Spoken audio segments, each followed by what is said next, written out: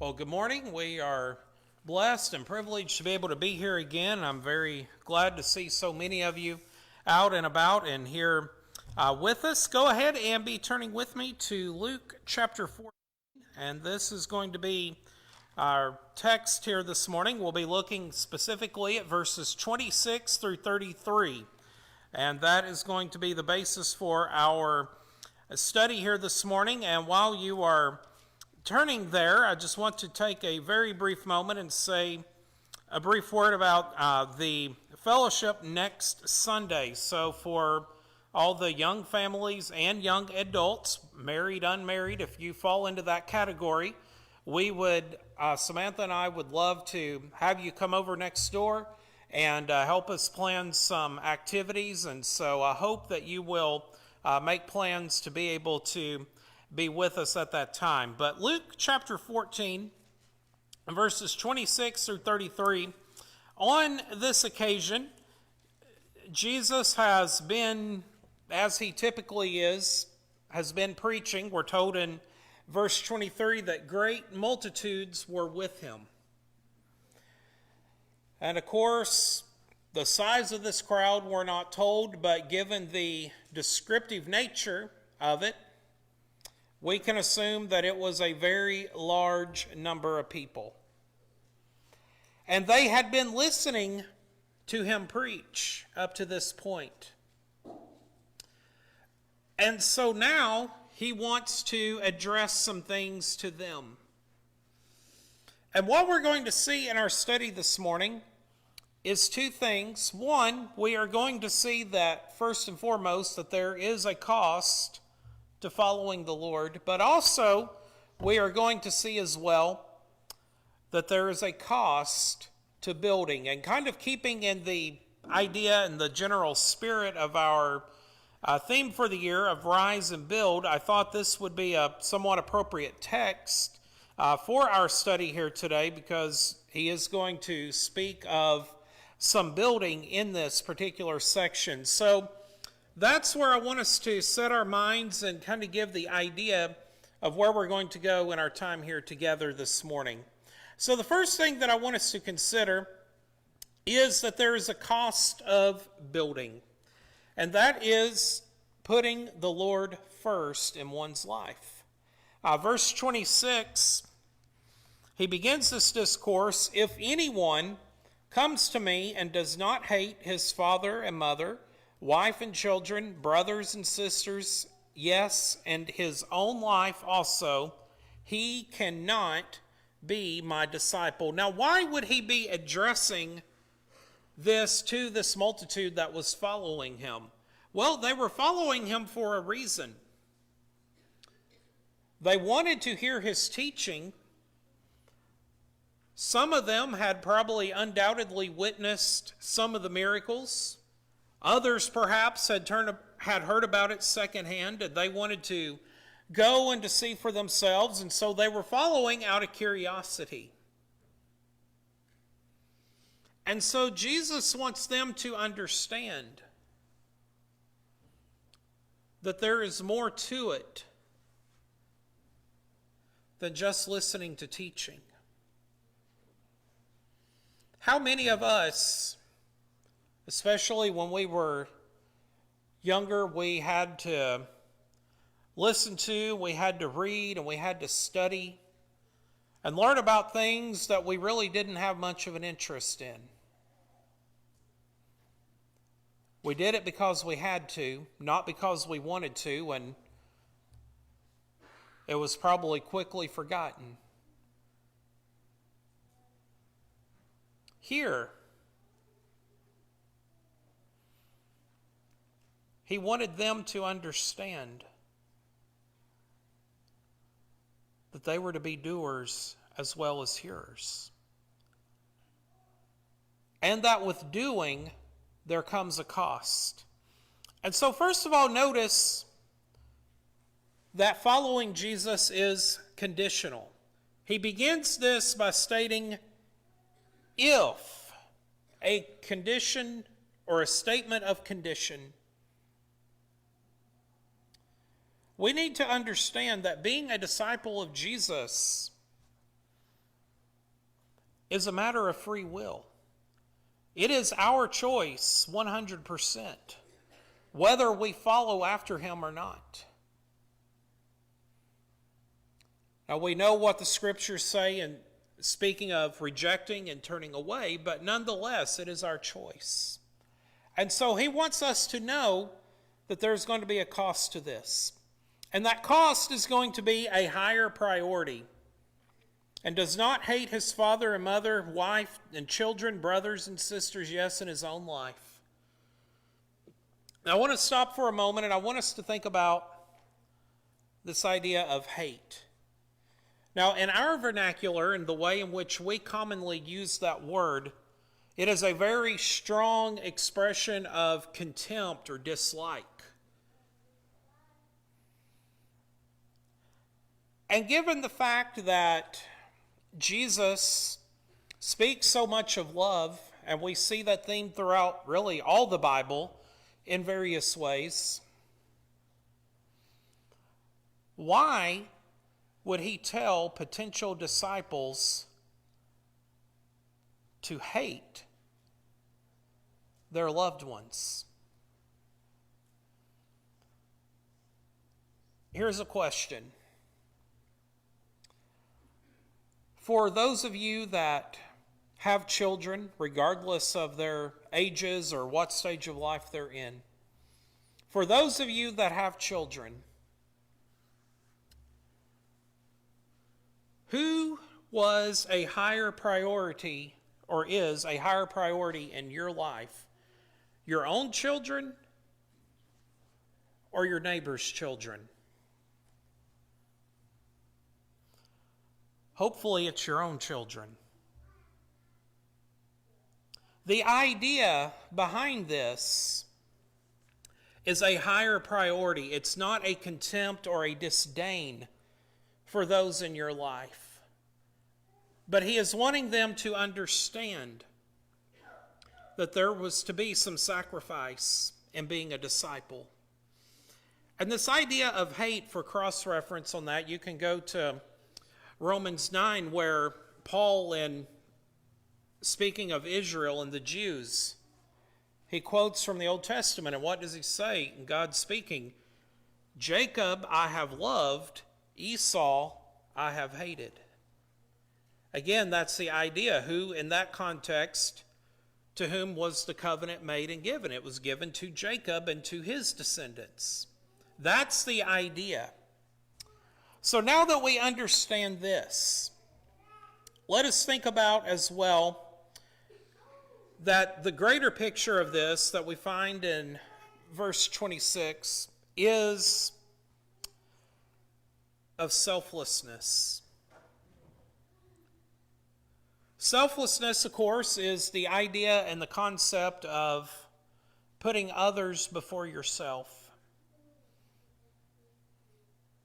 And for us as disciples of Jesus, we are to be individuals who are selfless. We are to put the Lord first, and then from there, we have our other priorities. We have those of our household, and looking at the familial relationships that he mentions. When we put the Lord first, all of those other things will naturally fall into place. There's an order to these things. But the Lord comes first in all. And then I want us to consider in verse 27 the cost of building. And whoever does not bear his cross and come after me cannot be my disciple. Here we are going to build on the idea of selflessness or self-sacrifice, as it's sometimes called, and using the imagery of a cross. Of course, when we think about the cross, we most commonly, and we should, think of the cross of Christ. But we need to understand that Jesus was not the only person to endure death by crucifixion. The Romans did not invent crucifixion, but they did perfect it. And it was a death sentence that was reserved typically and most commonly, again, for the most heinous of offenders. The multitudes that Jesus is speaking to, they would have understood the idea of bearing a cross. In the physical sense, another thing that the Romans would commonly do, and as you read on in the accounts of Matthew, Mark, and Luke, for example, you'll see Jesus doing this himself, that not only would one be put to death on the cross, but oftentimes they would, under compulsion, carry it. It would be very heavy and burdensome. So here, applying this metaphorically, he's telling them that it would be a heavy cross. There, first of all, is the weight of sacrifice. Then as well, it is a personal cross. It is one that is chosen to be borne. We choose to bear our cross. And as well, it is costly. Costly in that there are many that are unwilling to pay the cost. They prefer to put other priorities in their lives ahead of the Lord. So we need to understand that in applying these two verses, that there are conditions that come with it. One is rearranging priorities in personal relationships, putting the Lord first. There's a cost to be paid, self-sacrifice. And again, it is costly in that there are some that are unable and or unwilling to pay it. There are some who in theory want to be a disciple, but they don't want to make any of the sacrifices necessary to be one. Jesus speaks of that. And we maybe can think of personal examples in our own lives of individuals that maybe we know or have known in times past that this has happened to. Secondly, there must be a desire to build. But in a desire to build, there has to be calculation. Verse 28 of Luke 14. For which of you, intending to build a tower, does not sit down first and count the cost, whether he has enough to finish it? And we'll continue here in a moment. But I want us to think about that in 28. Intending to build a tower does not sit down first and count the cost, whether he has enough to finish it. Now again, the imagery that Jesus is using is something that would have been familiar to the audience on this occasion. The sort and the manner of tower in which he is speaking, and those times it was common for towers to be built with regards in the context to city walls for protection or defense from enemy forces.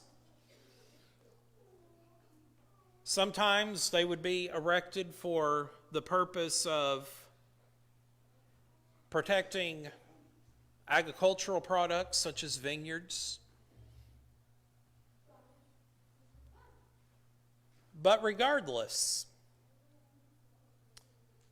as with any building project, there is a cost. You know, you can picture someone that maybe they purchased some land with the intention of building a house on it. Not only does it cost time to do that, but there's a lot of financial cost. And then there's upkeep and maintenance, taxes, insurance, and other things that go into that. It can be costly. So before we begin to build something, we need to make sure that we have the means to be able to finish it. That's what Jesus is talking about in verse 28, that because notice what he says again, for which of you intending to build a tower? So this is also something that has to be intentional. This isn't something that we do haphazardly or flippantly. There has to be great intention in following the Lord as well. Just as one does not accidentally build a house or some other structure, it's done with great intention and purpose. So we need to ask ourselves this day, do we have the means? And in this context, by that, do we have the stamina to be able to endure the cost that is going to be paid to follow the Lord? And then it is something that we need to contemplate. We don't build and then figure out if we're going to be able to have the means to pay for it, though I'm sure some have tried to do that. But if we do it the way it should be done, we count the cost first. We need to understand that it may cost. It may cost family relationships. It may cost friendships. And there could be other factors in that as well. Again, the question is, have we counted that cost? But then, when we come to verses 29 and 30, and continuing the discourse, he goes on, lest, after he has laid the foundation and is not able to finish, all who see it begin to mock him, saying, this man began to build and was not able to finish. So think about that. There's a process.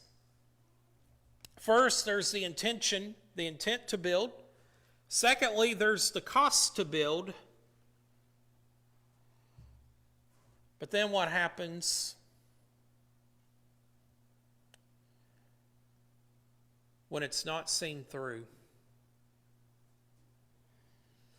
So when we look again at the text of 29 and 30, we see that there could be some humiliation or ridicule involved in this.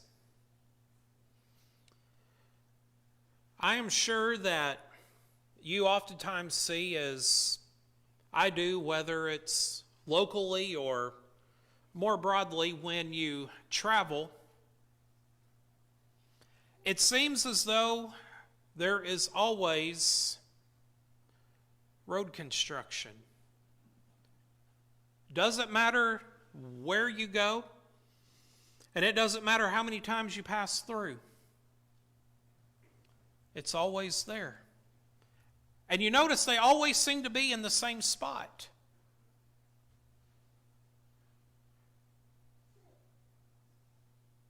It seems to never end.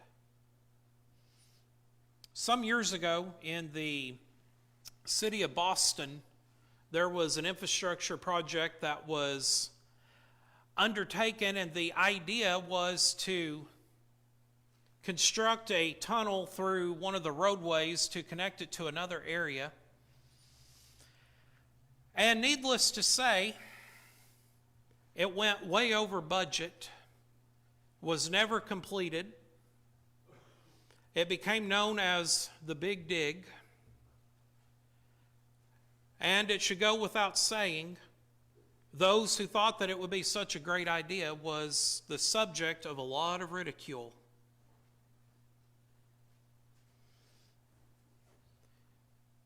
Didn't adequately plan. So when we come back to Luke 14, 29 and 30, it starts with the foundation. We talked last Sunday about the firm foundation. Any structure that is going to be worth anything has to have a foundation to be able to stand. But yet for some, the foundation is as far as they go. But what good is a foundation going to be if there is nothing erected atop of it? It serves no purpose. So too, we need to remember that there are some that will start to follow the Lord, but then they don't finish. And then we see the mockery and the ridicule that will come. And we will be mocked for our faith, regardless of how strong and how enduring it is. We are going to be mocked for it. We're going to be persecuted. Paul tells Timothy what? That all who desire to live godly in Christ Jesus will suffer persecution. It's a promise. The question is, are we ready for it?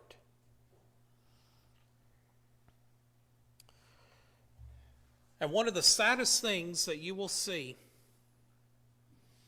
is one who starts with great zeal and fervor in serving the Lord. And then what happens, either very quickly or even more slow, sometimes even slowly over a longer period of time, you see them begin to gradually lose interest in all things spiritual. And then before you know it, they've completely abandoned it.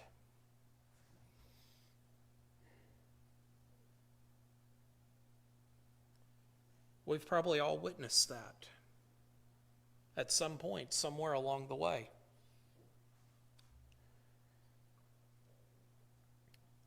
We need to make sure that if we are going to build, we need to make sure that we are going to be able to go further than the foundation. The foundation is just the beginning. Just in the same way, when one obeys the gospel, that is just the beginning. That is not the end of their faith. That is the beginning. And so it is with building a structure. The foundation is just the start.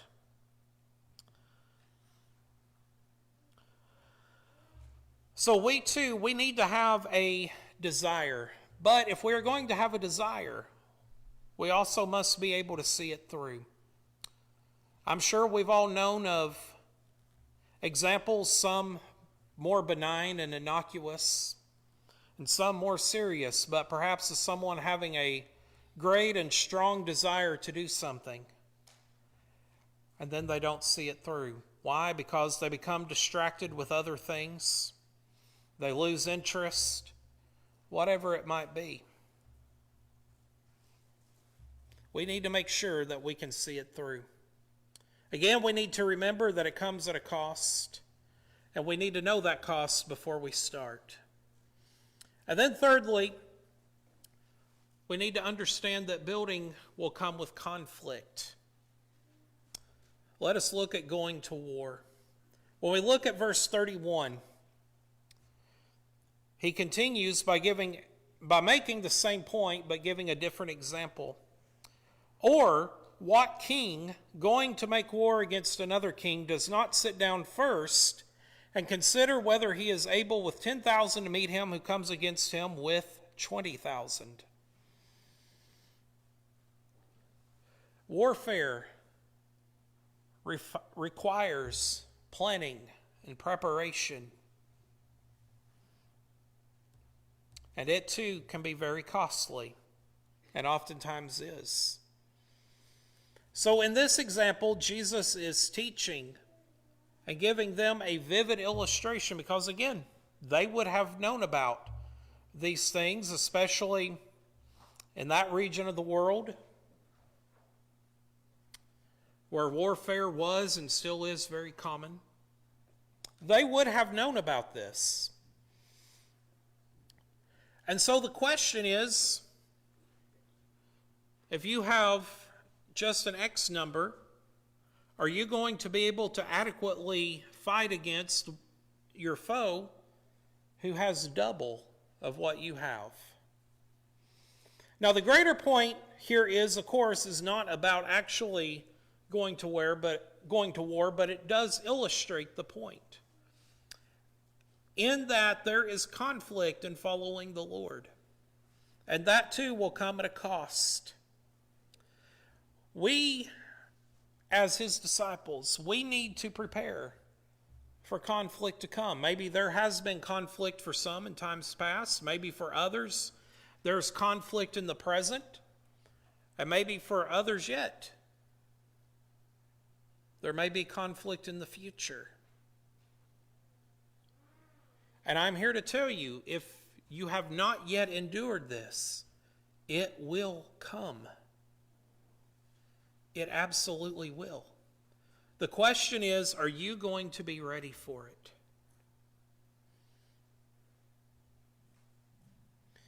We need to be prepared to meet the enemy. That's the picture that Jesus is painting in verse 31. Whether he is able to go down first and consider whether he is able with 10,000 to meet him who comes against him with 20,000. Using and continuing and building on this imagery of warfare, we need to understand that as disciples of Jesus, going about and living in the world but not being of the world, we are a great minority, a very, very small minority. The world is against us, and we need to understand the world is not our friend.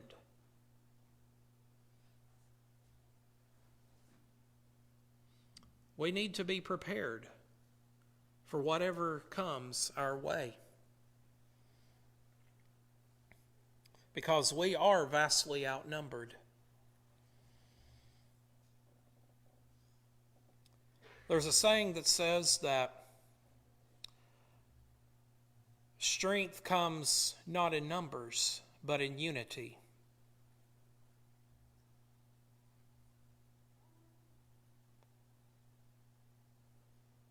Are we ready to do what is necessary to follow the Lord? But then we see as well in verses 32 and 33, he continues as well, or else, while the other is still a great way off, he sends a delegation and asks conditions of peace. So likewise, whoever of you does not forsake all that he has cannot be my disciple. Again, there's great deliberation. Sometimes war can be avoided by the reaching of a truce between the two sides.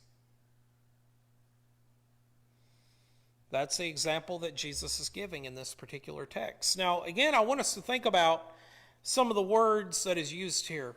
While the other is still a great way off, that is, the forces of the enemy. The battle has not yet started, it is coming. And there's still time to prepare. Ask for conditions of peace.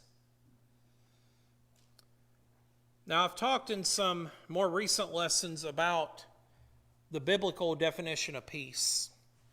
And I'll reiterate again. Peace is not the absence of conflict, but rather it is the ability to endure when conflict arises. And the source of that peace, of course, as we know from Romans 5, for example, is found in and through Christ. He is the source of our peace. And so while the world will come at us, and while there will be conflict, we can prepare for these things. And these things, while not always avoidable, we can take confidence in knowing that we have counted the cost and that we have been able to build what we set out to build, and that we have been able to afford whatever is required to pay.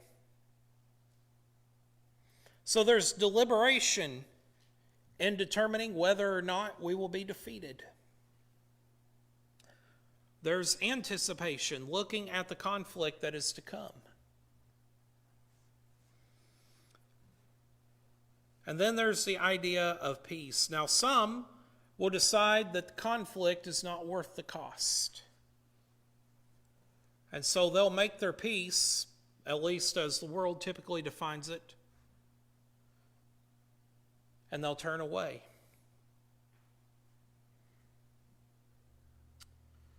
So again, we need to understand that it will come at a great cost being a disciple of the Lord. It requires follow through, and it requires great deliberation. Notice again what he says, likewise, whoever of you does not forsake all that he has cannot be my disciple. The question is, have you counted the cost? Are you ready to forsake all that you have?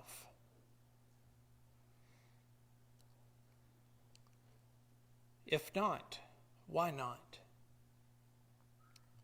But if you have done these things, we would love to see you begin that journey of faith here today.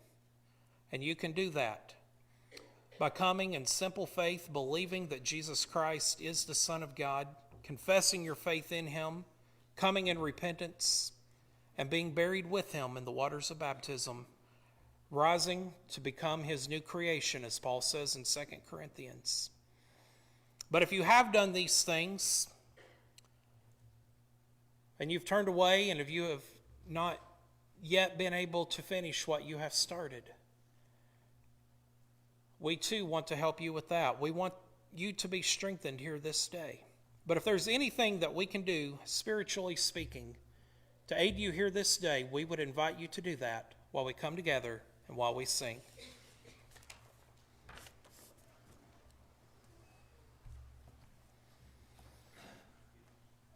What can wash away my sin? Nothing but the blood of Jesus. What can make